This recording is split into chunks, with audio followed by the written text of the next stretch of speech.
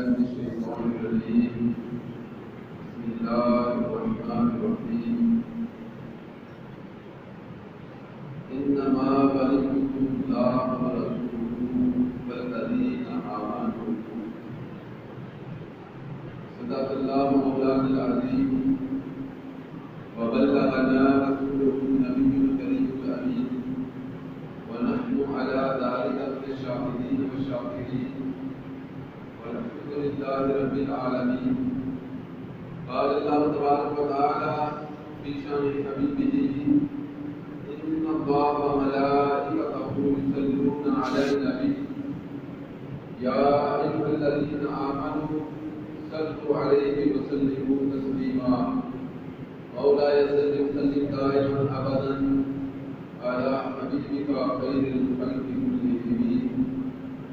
هو الحبيب الذي ترجى شفاعته لكل هول من الأحوال المتحمين. محمد سيد الكونين والثقلين والفريقين من عرب ومن عجم.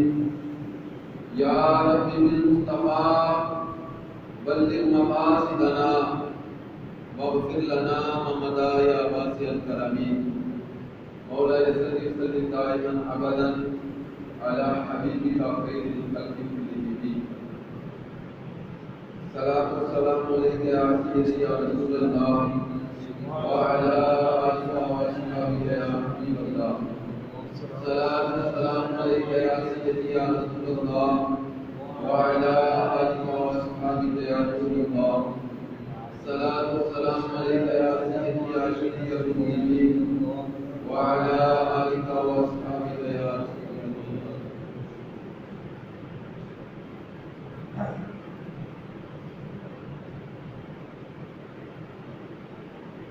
اللہ رب العزت جل وعلا کی ثنا، پیارے آقا میٹھے آقا شہنشاہ عالم نور مجسم تاجدار مدینہ رحمت الوسینہ احمد مصطفیٰ ہم سب کے جناب محمد مصطفیٰ علیہ تحیت و ثنا کی پاک طیب طاہر مقدس بارگاہ محمودیت میں حدیہ تقریب درود و سلام عرض کرنے کے بعد بندہ نشین نے قرآن مجید کی ایک آیت مبارکہ کا حصہ تلاوت کرنے کا شرف حاصل کیا ہے. دعا فرمائیں اللہ جل وجلہ کے اس کے مطابق حق کوئی کی توفیق عطا فرمائے اور ہم سب کو سمجھ کر اس پر عمل کرتے ہوئے اس کی اشاعت و تبلیغ کی بھی توفیق عطا فرمائے. حضرات ذی وقار، آج 5 رجب المرجب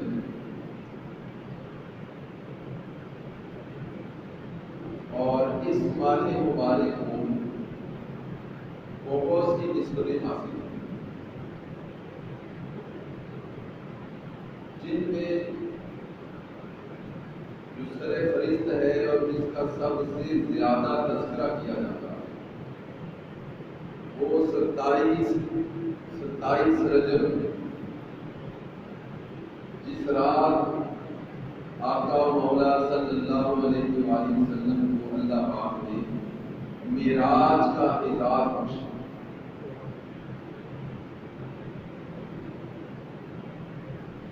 اور یہ دن جو گزر رہے ہیں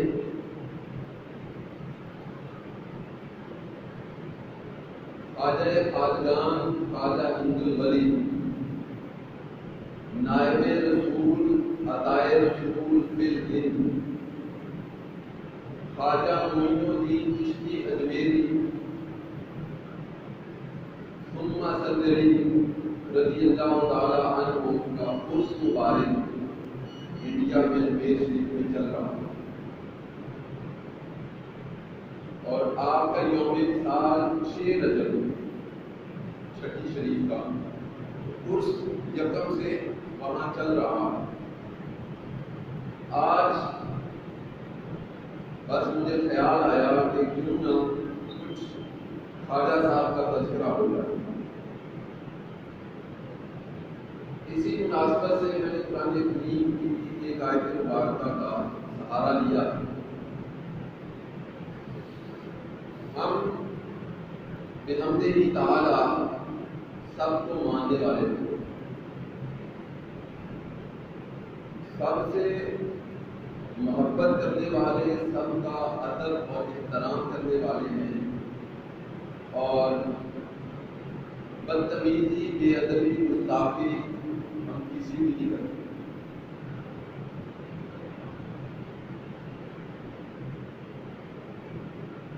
جب ہم اپنے بزرگوں کا احترام کرتے ہیں، ان کی یاد مناتے ہیں، ان کا ذکر کرتے ہیں،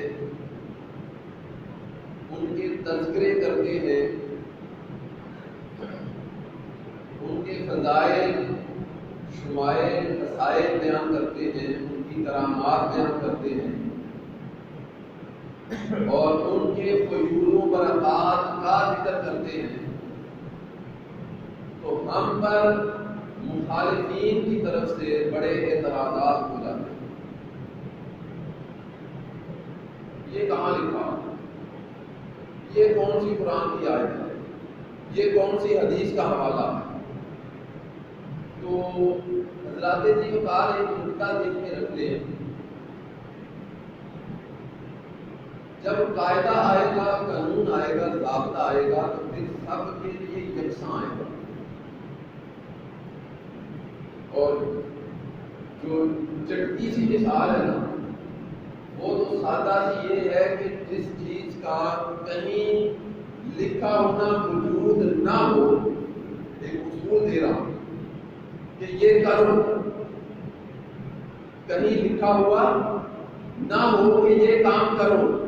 کسی کے کام کرنے سے اگر کوئی کہے کہاں لکھا ہے کرو، تو اس کا کہیں یہ بھی نہیں لکھا کہ نہ کرو. یہ ایک فارمولا میں لکھا ہے. اولیاء کی یاد، اب میں تمہیں قرآن حدیث میں کہوں گا کہ کہاں لکھا ہے، مگر ایک فارمولا جو سادہ سا ہے، مطلب جو علم کی بحث میں نہیں جاتے، سادہ لوگ ہیں، سادہ طبیعت کے، ان کے لیے کہ سوال جب اعتراض ہو کہ یہ کہاں لکھا ہے کہ کرو، تو سمپل سا سوال ہے کہ بھئی کہاں لکھا ہے کہ نہ کرو. آپ نہ کرنے کا حوالہ دے دیں، منع کہاں کیا گیا. تو آقا علیہ السلام نے فرمایا کہ جو چیزیں اللہ نے تمہارے لیے مطلق مفید تھی، مطلق یعنی ہر وقت ان کا فائدہ تھا، اللہ نے وہ حلال کر دیا. اور کچھ چیزیں وہ تھیں جو مطلق نقصان دہ تھیں، غیر مفید تھی، نقصان دہ تھی، تو اللہ نے حرام کر دی. اور کچھ ان کے درمیان میں تھی کہ جن چیزوں کے بعض فوائد ہوتے ہیں اور بعض نقصانات ہوتے ہیں، تو اللہ اور اس کے رسول نے ان پہ خاموشی اختیار کی ہے. جس وقت تمہیں فائدہ نظر آئے کر لو، اور جس وقت نقصان نظر آئے اس کو چھوڑو. یہ سرکار نے فرمایا قرآن میں ہے کہ اللہ نے جو حلال کیا حرام کیا. اب قرآن میں ہی دوسرے مقام پر اللہ فرماتا ہے وَيُحَرِّمُ عَلَيْهِمُ الْخَبَائِثَ وَيُحِلُّ لَهُمُ الطَّيِّبَاتِ وَيُحَرِّمُ عَلَيْهِمُ الْخَبَائِثَ. میرا رسول وہ ہے جو حلال کو، پاکیزہ کو تمہارے لیے حلال کرتا ہے، اور خبائث اور ناپاک چیزوں کو وہ حرام کرتا ہے. ایک طرف ہم حلال اور حرام کا کنسیپٹ اور فلسفہ یہ دیکھتے ہیں کہ قرآن میں ہے، اور قرآن کہتا ہے کہ میرے مصطفیٰ جس چیز کو چاہے وہ حلال کر دے، جس چیز کو چاہے وہ حرام کر دے. یعنی ادھر دیا کہ پاکیزہ چیزوں کو حلال کرتا ہے، ناپاک چیزوں کو حرام کرتا ہے. اور تیسرے مقام پر فرمایا وَمَا آتَاكُمُ الرَّسُولُ فَخُذُوهُ وَمَا نَهَاكُمْ عَنْهُ فَانْتَهُوا، کہ جو رسول تمہیں دے وہ لے لو، اور جس سے رسول منع کرے اس سے منع ہوگا. اب اور ایسے کئی واقعات ہیں جو قرآن نے حلال کیا مصطفیٰ نے حرام کر دیا. قرآن نے حرام کیا مصطفیٰ نے حلال کر دیا. ایسے بھی واقعات ملتے ہیں. میں ایک مثال دے کے بات کو اپنے موضوع کی طرف لاتا ہوں.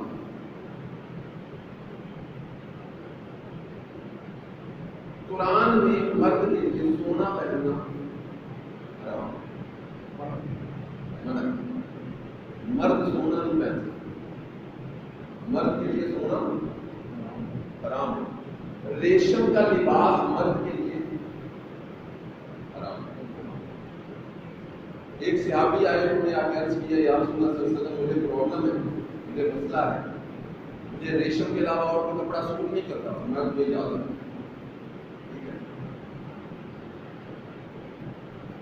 فرمایا سراقہ وہ جو ہجرت کے رات ہجرت کے سفر میں سرکار کا 100 اونٹ کے لالچ میں جو ہے نا وہ تعاقب کر رہا تھا. سرکار نے فرمایا سراقہ میں تیرے ہاتھ میں سونے کے کنگن دیکھ رہا ہوں. اور جب عمر فاروق رضی اللہ عنہ کی جو ہے نا وہ دور خلافت میں ایران فتح ہوا تو سونے کے کنگن آئے مالے کی صورت میں. عمر فاروق شریعت کا پابند. میں سراقہ کو بلاؤ. اتنے صحابہ تھے. سونا مرد کے لیے حرام ہے. عمر فاروق جانتے ہیں, قرآن پڑھا. میں سراقہ کو بلاؤ. سراقہ بندہ مسلمان ہو چکے تھے, بعد میں ہو گئے, ہجرت کے بعد میں ہو گئے. ان کو بلایا. ان کے دونوں ہاتھوں میں سونے کی کنگن پہنا کر فرمانے لگے میں نے سرکار کی زبان سے سنا تھا سراقہ کے ہاتھ میں سونے کے کنگن دیکھ رہا ہوں. تو سراقہ اگرچہ قرآن نے حرام کیے ہیں مگر میں نے مصطفیٰ کی زبان سے سنا تھا تو ساری زندگی کے کنگن پہن کے. اب قرآن ہے فن کی ماتا والا من النساء. اب یہ دو مثالیں میں نے کی وہ حرام تھی, سرکار نے حلال کر. اب ادھر قرآن کہتا فن کی ماتا والا من النساء مثنى وثلاث ورباع. تو نکاح کرو 2 سے 3 سے 4 سے. پہلے کہ تم اللہ تعالی کو باہلا اگر تمہیں ڈر ہے کہ عدد نہیں کر پاؤ گے تو ایک بار اتفاق. اب یہ 2 3 4 نکاح کرنے کی اجازت قرآن ہے دے رہا. حضرت علی کرم اللہ وجہ جب دوسرا نکاح کرنے لگے ابو جہل کی بیٹی سے ایک پرپوزل آیا. بعض روایت اور بھی بات آتی اور نام بھی آتی.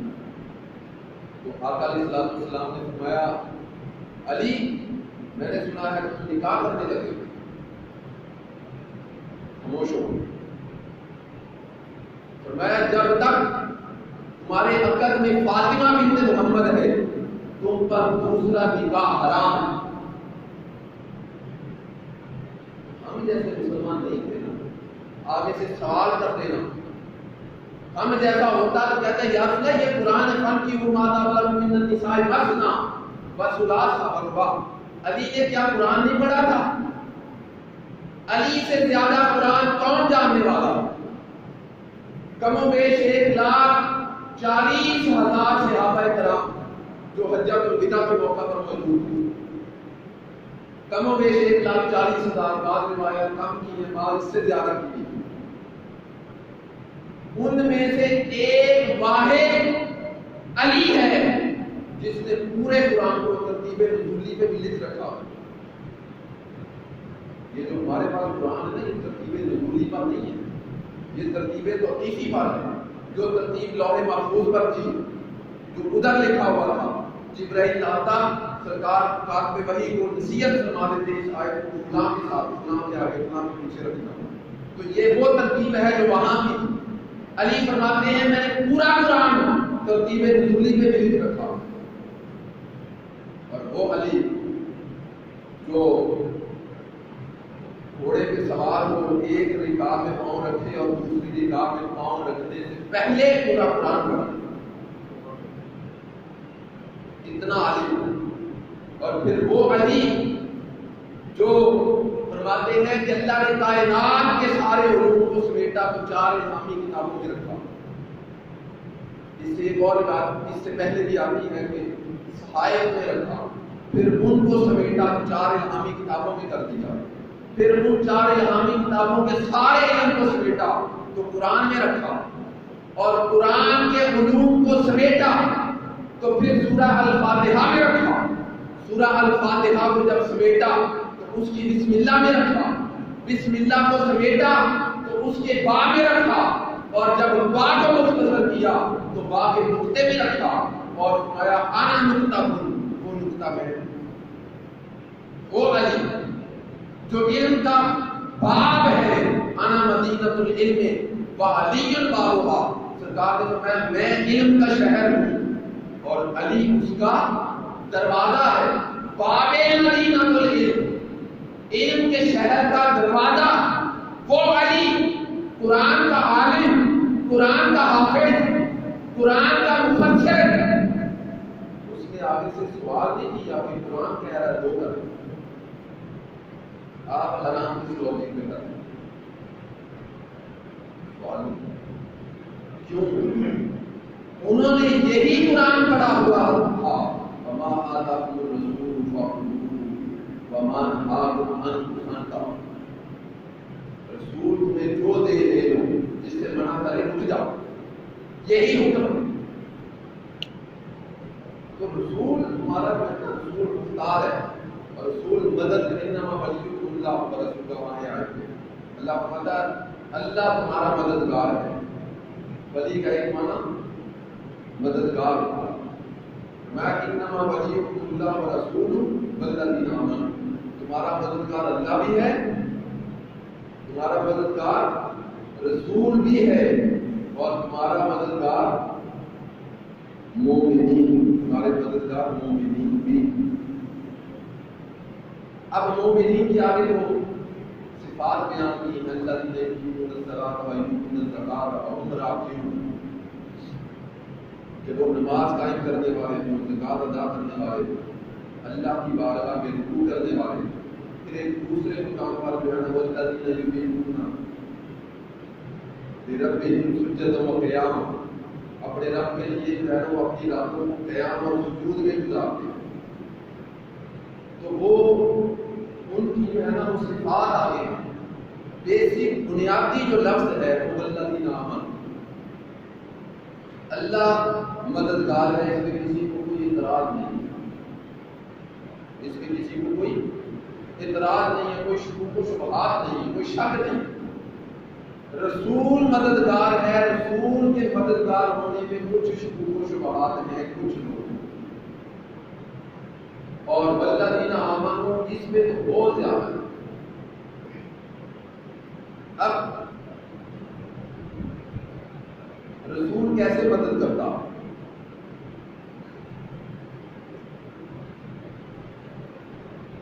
ابھی میں نے مثال دی حلال کو حرام اور حرام کو حلال، یہ بھی ایک مدد ہے۔ رسول نے اپنے اختیارات کا استعمال کیا، امت کے لیے آسانیاں پیدا کی۔ ایک صحابی آیا آ کے عرض کرتا ہے یا رسول اللہ صلی اللہ علیہ وسلم میں نے روزہ توڑ دیا، اب روزے کا کفارہ کیا ہے؟ ایک غلام آزاد کرو، 60 مسکینوں کو کھانا کھلاؤ، یا 60 مسلسل روزے رکھو۔ اس صحابی نے کہا یا رسول اللہ روزہ توڑ دیا ہے، اور یہ روزہ جان بوجھ کر توڑنے پر کفارہ ہے، بھول کر توڑنے پر وہ ٹوٹتا ہی، یعنی بھول کر کھا بھی دیا تو روزہ ٹوٹتا ہی، جان بوجھ کے جو ہے نا وہ جانتے ہوئے شعوری وہ کھایا پیا تو روزہ ٹوٹا، اس پر کفارہ۔ سرکار نے سنا ہے غلام آزاد کر دو، عرض کیا کو میں خود غریب نہیں کر سکتا، میں 60 مسکینوں کو کھانا کھلا دوں، اس نے کہا اپنے گھر کے کھانے کو کچھ نہیں، عرض کر فرمایا کہ 60 روزے رکھ لو، عرض کرتا ہے کہ ایک نہیں رکھا گیا، ایک توڑ بیٹھا ہوں، اس کو پورا نہیں کر پایا، 60 کیسے رکھا؟ اب ہم جیسا بڑے سے بڑے مفتی آپ کے پاس چلے جائیں، یہ مسئلہ لے کر یہ 3 آپشن دے گا، آپ نہیں کر سکتے، وہ کہہ گا کہ آپ کا اور اللہ کا معاملہ ہے، میں کچھ نہیں کر سکتا۔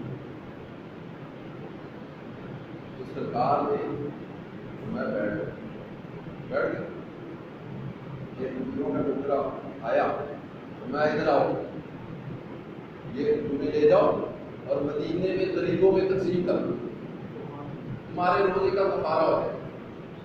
کوئی لمٹ نہیں لگائی، کوئی حد نہیں لگائی کتنوں کو،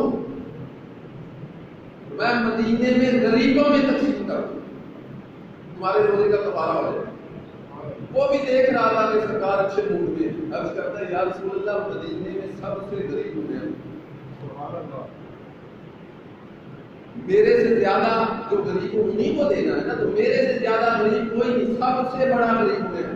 تو میں تم اپنے گھر لے جاؤ، تم اور تمہارے گھر والے کھا لو، تمہارے روزے کا کفارہ بھی۔ اور اب میں اس طرف جو ہے نا وہ چلا جاؤں تو بات بڑی دور چلی جائے کہ میں چاہتا ہوں جو والذین آمنوا ایمان والے ہیں، جو اولیاء ہیں، جو مدد کرتے ہیں اور ان کے پاس جو اختیارات ہوتے ہیں، جو پاورز ہوتی ہیں، تھوڑا سا ذکر ان کا کر لیا جائے۔ ایمان والے مدد کیسے کر رہے ہیں؟ تو ظاہری مدد ہے، ہم سب ایک دوسرے کے مددگار ہیں۔ کوئی کسی کی ہم ملازمت کر رہا ہے، وہ اس کے مدد کام میں اس کی مدد دے گا، اور وہ پیسے کی صورت میں اس کی مدد کر رہا ہے۔ ایک تو یہ ظاہری مدد ہے، یہ ہم سب کرتے ہیں، سب انسان ایک دوسرے کی مدد کر رہے ہیں۔ اسی طرح علم، استاد اپنے شاگردوں کی مدد کرتا ہے، امام اپنے مفتیوں کی مدد کرتا ہے، ظاہری مدد علم۔ اور تو یہ ظاہری مدد کوئی بھی کرتا ہے، جو اللہ کے ولی ہوتے ہیں وہ ظاہری مدد تو کرتے ہی ہیں، وہ ظاہری مدد تو کرتے ہی ہیں، وہ باطنی مدد بھی کرتے ہیں۔ اب اس کی ایک مثال میں قرآن سے عرض کرتا ہوں۔ سلیمان علیہ السلام خود نے آ کے خبر دی کہ وہ ملکہ بلقیس آ رہے ہیں، اس کا اتنا لمبا تخت ہے، اتنا بڑا تخت ہے، اور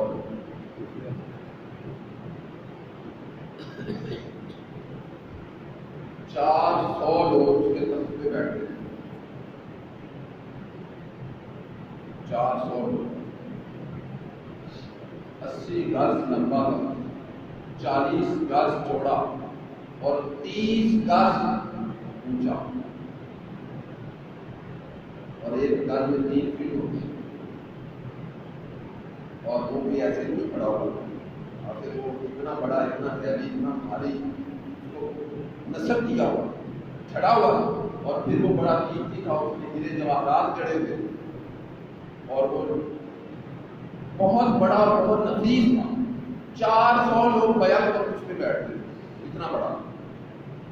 سلیمان علیہ السلام نے فرمایا کہ ملکہ بلقیس آ رہی ہے، تو کون ہے جو تخت اس کے یہاں آنے سے پہلے لائے؟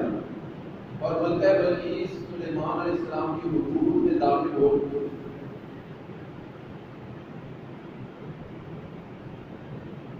میں اس کے یہاں آنے سے پہلے تخت یہاں۔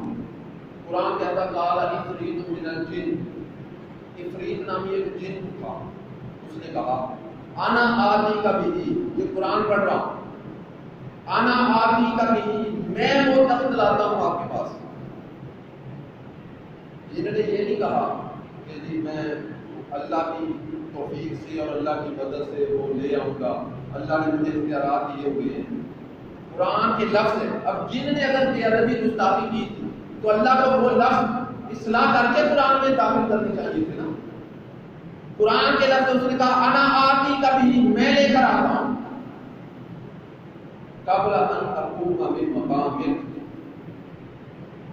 آپ کی یہ نشست برخاست ہو یا آپ اپنی جگہ سے اٹھیں، آپ کے اٹھنے سے پہلے کو تخت لے،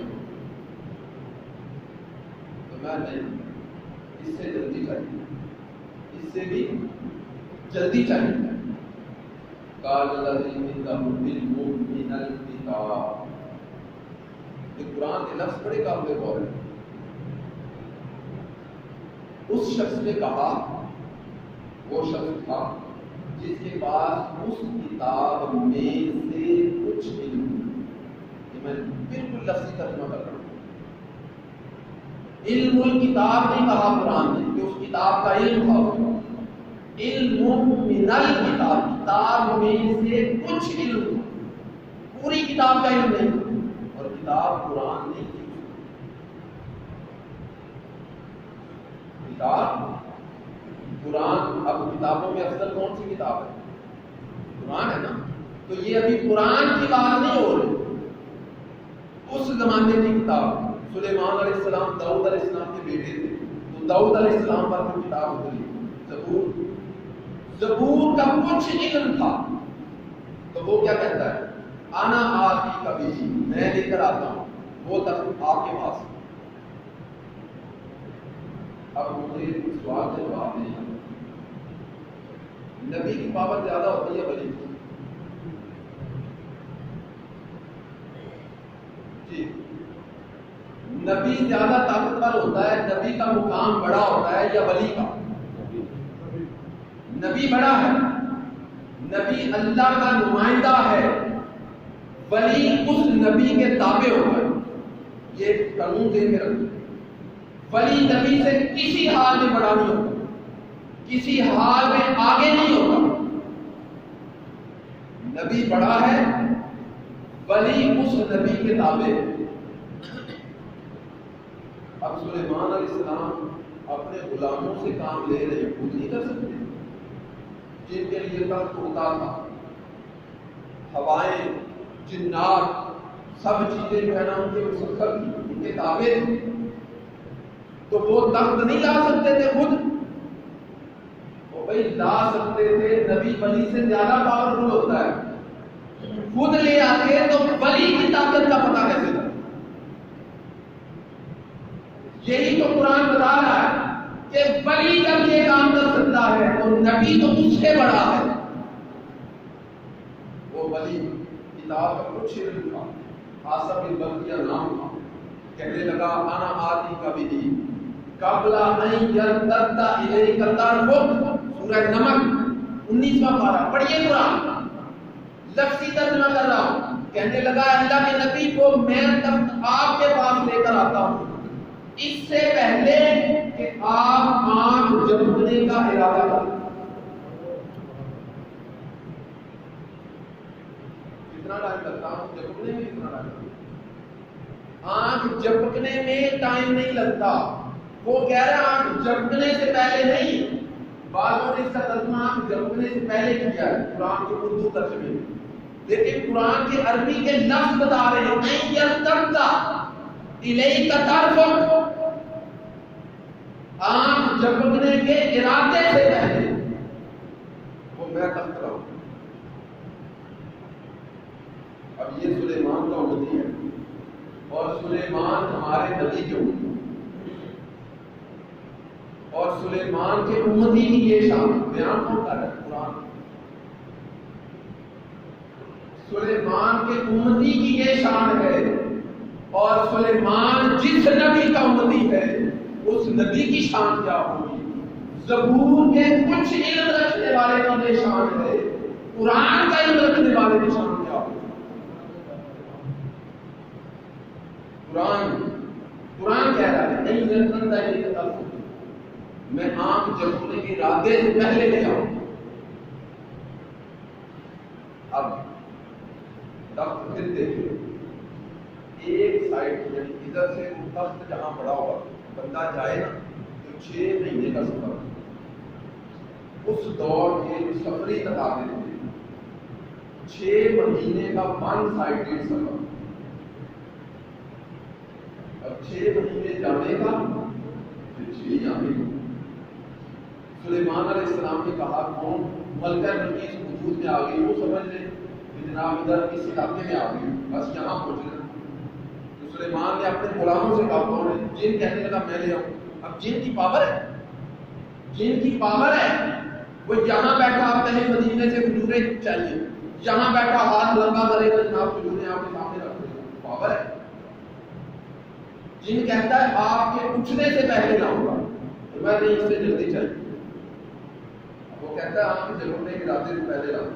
6 مہینے کا سفر جانے کا اور 6 کا آنے کا، اور وہ تخت 90 گز لمبا 40 گز چوڑا اور 30 گز اونچا، 7 کمروں میں بند، اندر مکفل تالا لگا ہوا، اور پھر وہ نسل اپنی جگہ پہ، نسل کا. اور بندہ کیا کہہ رہا، آنکھ جھپکنے کے ارادے سے پہلے لے آؤں. یہ قرآن ہے. سلیمان علیہ السلام نے اشارہ کیا، اوکے اشارہ کیا، ٹھیک ہے لے آؤ. سلیمان ادھر بیٹھے ہیں، وہ بندہ بھی ادھر بیٹھا ہے، تخت ان کے نیچے آ گیا. سارے بندے وہی اٹھا، سارے تخت کے اوپر بیٹھے. اب یہ اس دور کا ولی ہے جو سلیمان علیہ السلام کا ولی ہے، زبور کا علم رکھنے والا. تو آج کے محمد عربی کے امت کے اولیاء کی شان کیا ہو، جو قرآن کی جو ہے وہ تلاوت کرتے ہیں، قرآن کی حکمتوں کو سمجھتے ہیں. زبور قرآن سے افضل نہیں ہے، سلیمان ہمارے نبی سے افضل نہیں ہے. اگر اس کا تذکرہ اور ذکر قرآن بیان کر رہا ہے اور وہ لفظ ہے انا باقی کبھی میں لے کر آتا ہوں. اور اس پہ ایک بات اور مجھے یاد آ گئی ذہن، ایک انگریز مسلمان ہوا اور مسلمان تو ہو گیا، اس نے ریسرچ کی، خدا حقیقت کی، اسلام کو حق جانا مسلمانوں کے، اور مسلمان کرنے والے جو تھے، اب کسی کے ہاتھ میں تو اس نے کلمہ پڑھنا ہے نا، کسی کے سامنے آ. تو وہ جب کلمہ پڑھا تو وہ یہ ایک تبلیغی دورہ پر پہنچا ہوا تھا، مسلمان ہو گیا. اس نے بڑے لوگوں سے سوال کیا، کہتا ہے کہ میں نے اسلام قبول تو کر لیا مگر ایک سوال میرا مسلمانوں پہ باقی ہے. ایک سوال کہ یہ آصف بن بکریہ جو سلیمان علیہ السلام کا ان کے لیے وہ ملکہ بلقیس کا تخت لایا کیسے؟ وہ طاقت کیسے آئی اس کے پاس، کہاں سے آئی؟ وہ لایا کیسے تھا؟ بیٹھا نہیں رہا. 6 مہینے کا سفر ایک سائڈ کا، 6 مہینے کا سفر دوسری سائڈ کا، تو 1 سال کی مسافت پلک جھپکنے سے بھی پہلے وہ کیسے طے کر لی؟ اس کو کسی نے لاجیکلی جواب نہیں دیا. وہ قرآن ہے، ہم پڑھتے ہیں اور قرآن کا انکار وہ نہیں کرتا کیونکہ ڈر ہے کفر ہو جائے. اب انکار تو کرتے نہیں مگر سوال اعتراض ذہن میں رہ جاتا ہے، یار ہاں یہ ہوا کیسے، وہ کیسے گیا، پاور آئی کہاں سے، ممکن کیسے، عقل نہیں مانتی. اور جو عقل نہ مانے اسی کو تو کرامت کہتے ہیں. اب اس نے ان سے بھی سوال کیا، وہ بس جو نقلی دلائل، علم کی اصطلاح میں نقلی دلائل جو ہم نقلی بولتے ہیں ان کو نہیں، علم کی اصطلاح میں نقلی دلائل قرآن و حدیث جو نقل کی ہوئی ریٹن فارم میں تحریری، ان کو نقلی کہا جاتا ہے، اور جو لاجیکلی ہو ان کو عقلی دلائل کہا جاتا ہے. تو نقلی دلائل انہوں نے دیے یعنی قرآن حدیث کے دلائل تحریری، لیکن اس کو سمجھ نہیں آئی، یا اس کو دلیل چاہیے تھی عقلی. سوال عقل کا کر رہا، اب جو سوال عقل کا کرے اس کو جواب بھی عقل کا چاہیے، جو سوال نقل کا کرے اس کو جواب بھی نقل کا چاہیے. وہ لاہور پاکستان آئے تو وہ گزرے داخل، اس وقت نا مطلب حالات اتنے کشیدہ نہیں تھے. وہ قدموں کی طرف دروازہ ہے جس کو سونے کا دروازہ کہا جاتا ہے، وہ کھلا ہوا تھا. ادھر وہ ابھی گیٹ دنوں میں نہیں تھے، یہ کنسٹرکشن جو بعد میں توسیع ہوئی یہ نہیں. تو لوگ جا رہے ہیں اس کی گاڑی میں بیٹھے ہیں، یہ کیا ہے؟ کہتے ہیں یہاں نہیں جانا، یہاں شرک ہوتا ہے. اس نے کہا یار ساری زندگی شرک ہی کرتے ہیں، چلو اندر سے نا، اندر سے آواز آئی تھی. اس نے کہا یار چلو دیکھتے ہیں لوگوں کا. اندر چلا گیا، وہ سیڑھیاں چڑھ کے اوپر داتا سور کے کمروں کی طرف اس دروازے سے اوپر گیا تو ایک فقیر بیٹھا ہوا. اب خدا جانے وہ کون تھا، پھٹے پرانے کپڑے پہنے ہوئے، سادہ سا طبیعت کا مالک فقیر بیٹھا ہے. تو وہ جو ہی سیڑھیاں چڑھ کے اوپر آیا تو وہ فقیر نے اس کو ویلکم کیا. کہتا ہے یار آؤ میں تمہارا انتظار کر رہا تھا, آؤ تمہارا انتظار کر رہا تھا, بتاؤ کیا چلے گا, ٹھنڈا یا گرم؟ کہتا ہے کہ ٹھنڈے علاقے سے آیا ہوں, گرم پیوں گا. مطلب چائے. وہ فقیر نے وہ بیٹھا ہوا ہے, یوں ہاتھ کیا, 2 کپ یا 2 پیالیاں چائے آگے رکھ دی. وہ جو انگریز مسلمان ہوا وہ چائے کی پیالی دیکھ کر بے ہوش ہو گیا. جب ہوش آیا وہ کہتا وہ بابا ڈھونڈو, وہ فقیر ڈھونڈو, وہ بابے کا پتہ کرو. کہنے لگے ہوا کیا؟ کہتا ہے کل چھوڑو اس بات کو, وہ بندہ ڈھونڈو کہاں گیا. بندہ تلاش کیا, بندہ نہیں ملا. وہ پوچھنے لگے بتا تو صحیح ہوا کیا؟ کہتا ہے میں نے اسلام پر مسلمانوں پر اعتراض کر رکھا تھا کہ وہ عاصم بن برقیہ وہ ملکہ بلقیس کا تخت لایا کیسے تھا, اتنا دور کا سفر تھا, لایا کیسے تھا. میں نے اسلام پر اعتراض کر رکھا تھا. اس فقیر نے, اس بابے نے مجھے جواب دیا وہ جو چائے کی پیالی لایا تھا, پیالی میرے کچن کی تھی. اتنی دور سے ایک پلک جھپکنے سے پہلے وہ وہاں سے پیالی میں چائے لا کے بتا گیا ہے ایسے حضرات کی بتا. یہ جو ولی ہوتا ہے نا, ولی, مولانا روم نے ایک شعر بڑا مصرع کہا, 100,000 جبرائیل اندر بشر, ایک بشر میں 100,000 جبرائیل ہوتا. اب ایک بشر میں, ایک بندے میں, بندہ ہو صحیح,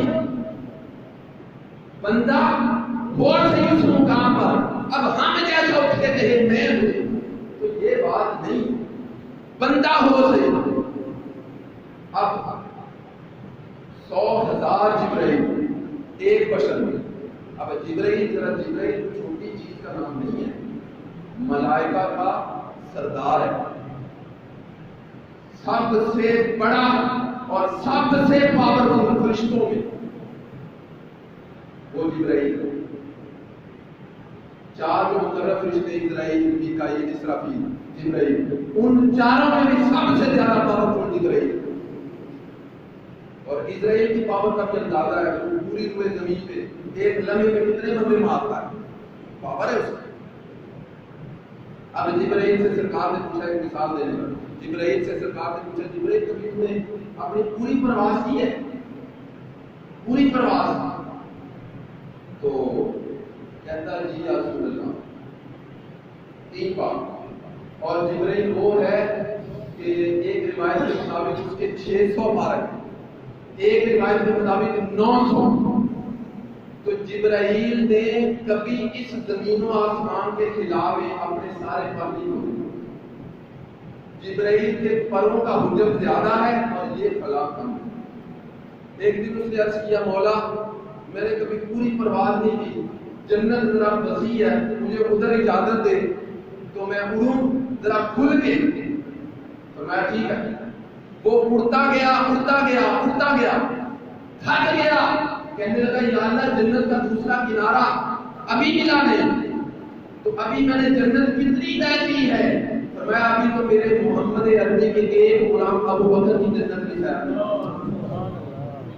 وہ جبرائیل سرکار نے پوچھا جبرائیل تو کبھی پوری پاور کے ساتھ پوری پرواز سے کبھی تو نے سفر کیا؟ اس نے کہا جی یا رسول اللہ ایک بار اس وقت سفر کیا تھا جب اسماعیل کے گلے پہ چھری رکھ دی ابراہیم نے, تیسری بار جب سختی سے آرڈر دے گا کہ کاٹ اس کو, کاٹتی کیوں نہیں, تو اس وقت میں عرش پہ تھا.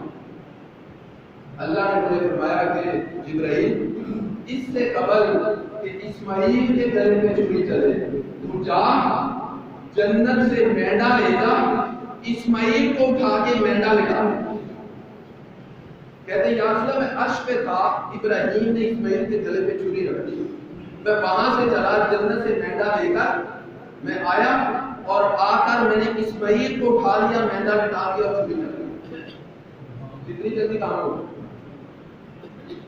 حدیث جبرائیل علیہ السلام یا رسول اللہ پھر ایک بار یوسف کے بھائیوں نے جب یوسف کو کنویں میں لٹکا دیا وہ رسا باندھ کے اور وہ جو ہے نا رسی کو کاٹنے لگے تھے لٹکا دیا ہوا وہ رسی کو کاٹنا تھا تو مجھے اللہ نے حکم دیا کہ جبرائیل اس سے پہلے کہ یوسف پانی تک پہنچے تو جا اور جا کے یوسف کو آگوش لے کہتے وہ بھائیوں نے وہ رسی کاٹ دی میں ادھر سے چلا رسی کٹ گئی میں ادھر سے چلا یوسف کے پانی پر پہنچنے سے پہلے میں نے آ کے اس کو آگوش لیا پھر یا رسول اللہ ایک بار میں نے پرواز کی جب غزوہ احد میں آپ کے دندان مبارک شہید ہوئے زخمی ہوئے خون مبارک تو خون مبارک کا وہ قطرہ جب باہر آ گیا تو قریب تھا کہ وہ گر جائے تو مجھے اللہ نے حکم دیا کہ جبرائیل اگر میرے محبوب کا خون زمین پر گر گیا تو بے ادبی ہوگی اور زمین قیامت تک بنجر ہو جائے جا جنت سے تشت لے جائے پلیٹ لے جاؤ اور میرے محبوب کے خون کو اس میں جمع کر دیں یا رسول اللہ آپ کا خون مبارک یہاں آ چکا تھا قطرہ زمین پر گرنے لگا تھا میں عرش پہ تھا مجھے آرڈر ملا میں وہاں سے چلا خون کا قطرہ گرنے سے پہلے میں نے نیچے پلیٹ لگا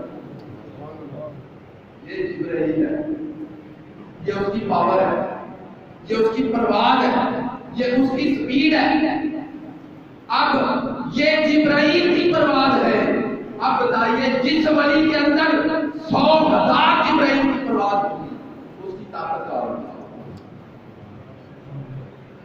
یہ جو ہم کہتے ہیں نا کہ نگاہ ولی میں یہ تاثیر دیکھی بدلتی ہزاروں کی تقدیر دیکھی یہ ایسے نہیں ہے وہ نگاہ اس وقت نظر آنے میں ہمارے دیکھنے میں بندے کی نگاہ ہوتی ہے حقیقت میں تصرف خدا ہوا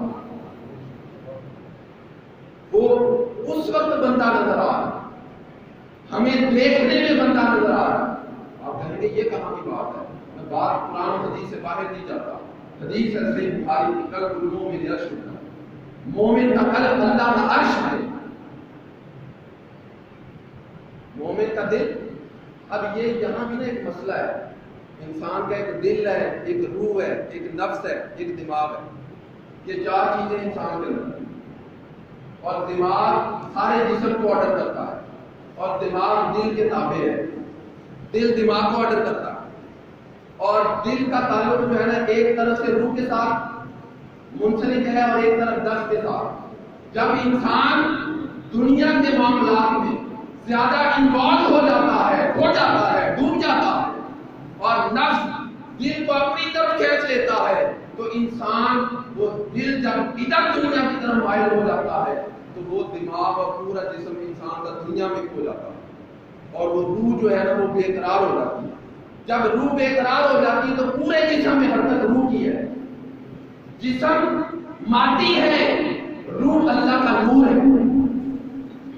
وَنَفَخْتُ فِيهِ مِنْ رُوحِي جب میں اپنی روح ہوں اور یسألونک عن الروح محبوب لوگ آپ سے روح کے بارے میں سوال کرتے ہیں قل الروح من امر ربی محبوب آپ فرما دیں کہ روح جو ہے امر رب ہے اور جو امر رب ہوتا ہے مخلوق نہیں ہوتا یہ قاعدہ دیکھ رکھیں یہ جسم مخلوق ہے مادی ہے روح اس کے اندر خدا کا امر ہے اور نور ہے اور پورے جسم میں حرکت روح کی ہے روح نکل جائے تو جسم وہی ہوگا جس کو ہم قبرستان میں چھوڑا سارا جسم سے آنکھیں ہاتھ پاؤں سلام سب کچھ روح نکلی چھوڑا ہے سبھی اولاد باپ کو نہیں رکھتی والدین سبھی اولاد کو نہیں رکھتے کیوں تعلق روح کا ہے اب جب دل نفس کے ساتھ اٹیچ ہوا دماغ بھی ادھر ہو گیا پورا جسم ادھر مادیت روح بے قرار ہو جب روح بے قرار ہوئی تو روح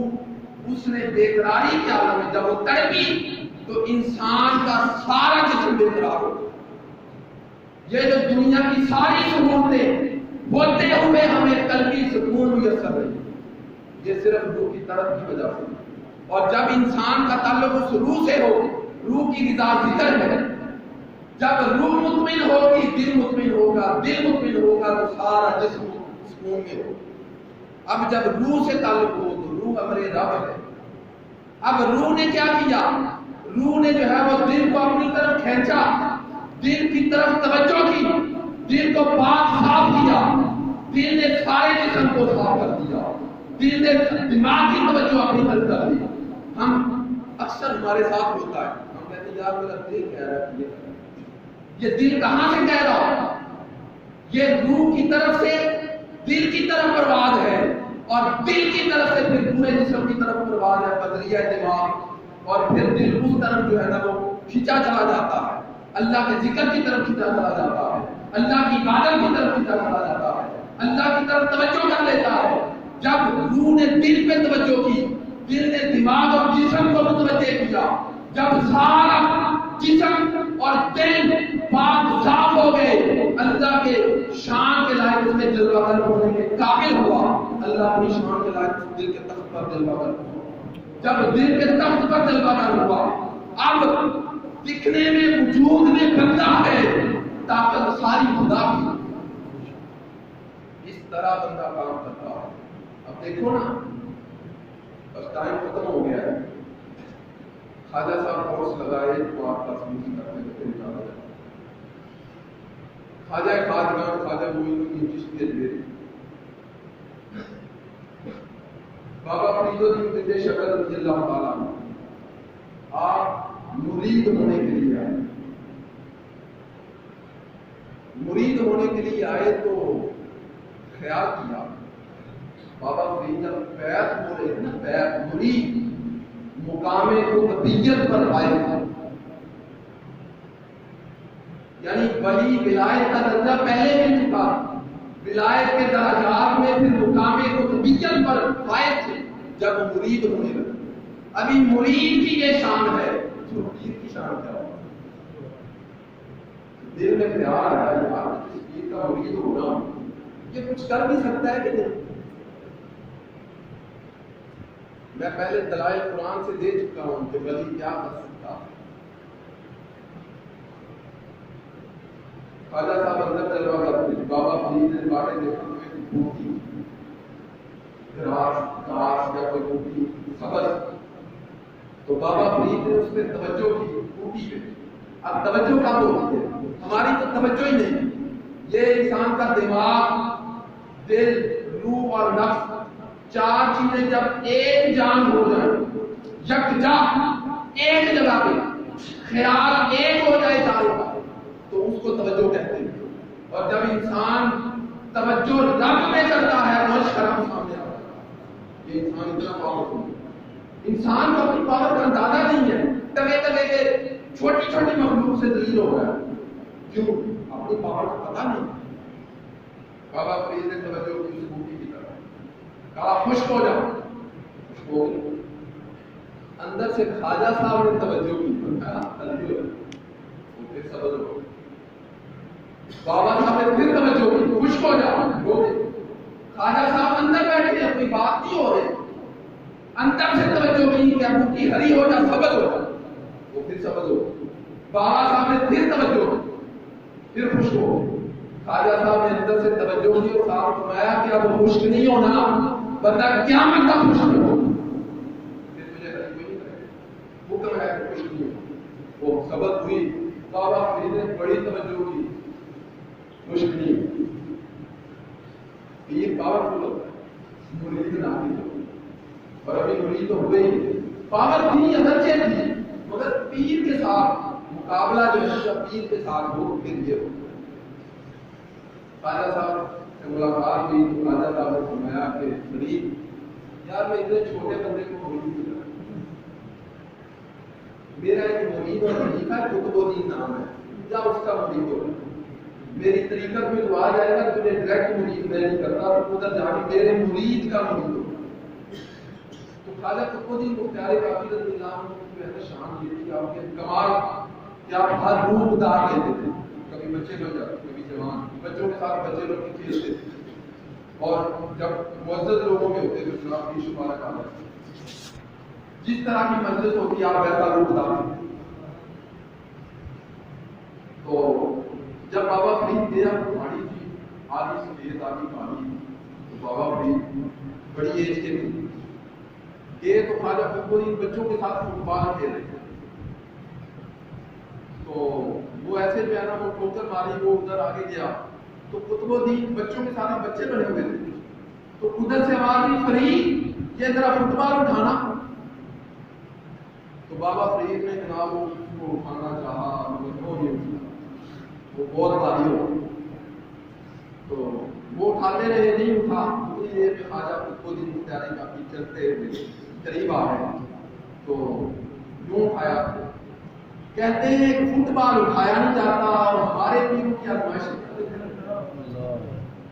اور بابا صاحب پہلے بڑے نام ہوئے تھے، میں اتنی دور چیز کیسے پتا چلا میرا نام فرید ہے، تو پھر خیر چل پڑے اندر جا کے میں نا وہ جب بیٹھے تھے وہ پیاز راستے میں آتا رہا داڑھی دے آتی یار ہم بولے جیسا فرید ہو اندر جا کے جب اپنے حجرے میں بیٹھے کہتے فرید یار جتنی داڑھی والا پیر چاہیے ہوگا بتا دینا یہ داڑھی آ رہی تو یہاں ہم کہتے ہیں سمجھ آ بیعت ہو گیا، پھر خواجہ قطب الدین مختار کاکی رضی اللہ عنہ نے ان کی ڈیوٹی لگا دی کہ آپ نے جو ہے نا مسجد کے لیے ضرور کا پانی جو ہے نا وہ گرم کرنا اور ساتھ میں جو ہے نا وہ آٹا لے جانا ہے اور ڈیوٹی سے روٹیاں لگوا کے پھر ایک روایت کے مطابق 10 سال اور ایک میں 18 سال پھر آپ نے مرشد کی خدمت کی۔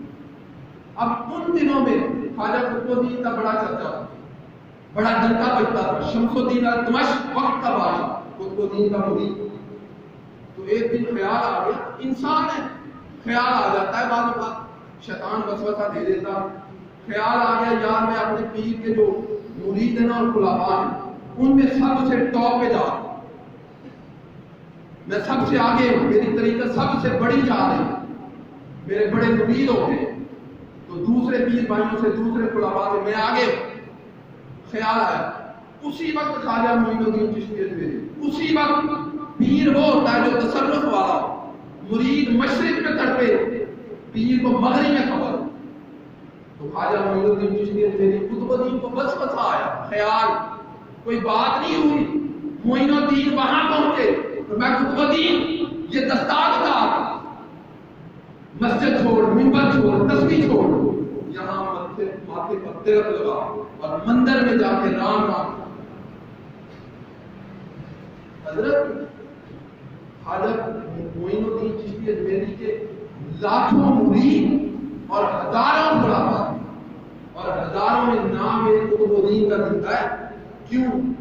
ہم لوگ جو ہے نا ہم تو شیطان کے جال سے باہر ہی نہیں نکلتے، مرید ہو کر بھی نہیں نکلتے، پیر ہو کر بھی نہیں نکلتے، وہ مرید تھے، مرید پیر کے حکم پر آگے سے یہ نہیں کیا کہ سب یہ کیا کہہ رہے ہیں آپ میں رام رام کروں، رحمان چھوڑ کر رام کروں، مسجد چھوڑ کر مندر جاؤں، ہم ہوتے تو ہمارا تو یہ عقیدہ ہے نا پیر گمراہ ہو گیا ہے چھڑو برا دفع کرو، پیر مرتد ہو گیا، مگر وہ مرید تھا، اس نے آگے سے اس نے کی سب کچھ چھوڑا، تلک لگایا، مندر میں چلے، کچھ دن گزرے، خواجہ معین الدین چشتی اجمیری مرید سارے پاس پوچھ گئے، انہوں نے کہا پیر مرتد ہو گئے، اللہ چھوڑ کے رام رام کرنے لگے، کچھ دن گزرے تو خواجہ صاحب مندر میں تشریف لا، میں قطب الدین تجھے بڑا ناز تھا اپنے مریدوں پر کہ میرے بڑے مرید ہیں، بڑا ناز تھا، ذرا توجہ تو کر اپنے دیکھ پیچھے تیرے کتنے مرید ہیں، تو خواجہ قطب الدین مختار کاکی نے یوں پیچھے مڑ کے دیکھا تو ایک فرید بیٹھا ہوا، اچھا فرید تم نہیں گئے؟ سب مرید چلے گئے تم نہیں گئے؟ عرض کرتے ہیں حضور مجھے اس سے کیا غرض کہ آپ رحمان رحمان کریں یا رام رام، مجھے اس سے کیا غرض کہ آپ مسجد میں بیٹھے یا مندر میں بیٹھے، میں نے آپ کی عبادت کا یا آپ کے گناہ کا کون سا حساب دینا، مجھے تو آپ کی ذات سے پیار ہے، جہاں آپ ہوں گے وہیں فرید ہوں، اہمیت تو نہیں آج فرید ہو۔ اور ایک دن وہ جو تندوری پہ روٹیاں ڈیوٹی لگی، روٹیاں میں نے دے تو آواز آئی، ایک بزرگ تھے تو کہیں بجٹ میں آئے تو انہوں نے اعلان کیا آج جو مجھے دیکھ دے گا وہ جلدی ہے، وہ جناب پورے شہر میں جناب ڈورا پٹ گیا، شور بج گیا، لوگ جمع، بابا صاحب گئے تو وہ مائی کو کہتے ہیں کہ ماں روٹیاں ذرا جلدی لگا دے، شہر میں رش ہو جائے گا، تو میں روٹیاں لے کے وہ چلے گئے۔ تو خواجہ صاحب نے پوچھا خواجہ قطب الدین فرید کے بارے شور کس طرح ہے؟ عرض کرتے حضور بزرگ آئے ہیں، انہوں نے اعلان کیا ہے کہ جو آج مجھے دیکھ لے گا وہ جنتی ہے۔ میں آپ دیکھ لے، تم بھی دیکھ لیتے جلدی ہو جاتے ہیں۔ تو بابا فرید یوں کھڑے ہوئے، آنکھوں میں آنسو آ گئے، عرض کرتے ہیں حضور اگر آپ کو دیکھ کر جنت نہیں ملے گی تو میں نے جنت کو کرنا کیا؟ یہ فرید کی آنکھیں فقط قطب الدین کے لیے بڑی۔ تو خواجہ قطب الدین وجل میں آؤ، مرید جب ایسا ہو نا تو پھر پیر کو بھی وجل آتا۔ خواجہ قطب الدین وجل میں آئے، فرمایا فرید تو ایک جنت کی بات کرتا ہے، لو ہم نے قیامت تک جنت اٹھا کے تیرے قدموں میں رکھ دی ہے، جو بھی گزر رہا ہے۔ یہ ابھی بھی بشتی کرواتا ہے خواجہ نظام الدین محمود لائے خود اپنے ہاتھ سے بنایا۔ اور بابا فرید کا جو دربار شریف ہے نا، سارا نظام الدین اور جب محمود لائے اپنے ہاتھ سے تعمیر کیا خود، اور ہر ایک اینٹ لگانے سے پہلے ایک اینٹ پر پورا قرآن پڑھتے۔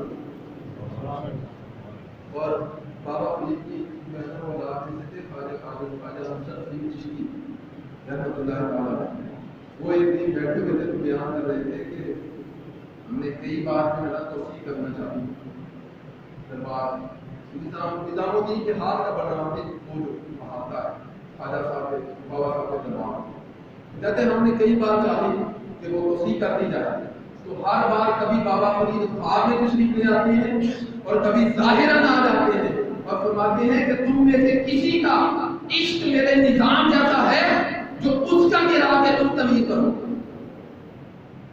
اور میڈیکل اور وہ انجینئرنگ ہے نا، ٹیکنالوجی وہ ساری فیل ہو گئی تھی، کتنے سال ہو تقریباً 600-700 سال بیٹھے ہوئے، اور وہ نظام الدین کے ہاتھ کا بنا ہوا ابھی تک چل رہا ہے۔ ہماری انجینئرنگ کو کہتی اتنی دیر ہمارا چلتی نہیں، خستہ حال ہو جاتی، وہ بھی تک نہیں۔ تو جو دیتے ہیں نا، جب دیتے ہیں تو پھر سنبھال کر بھی دیتے۔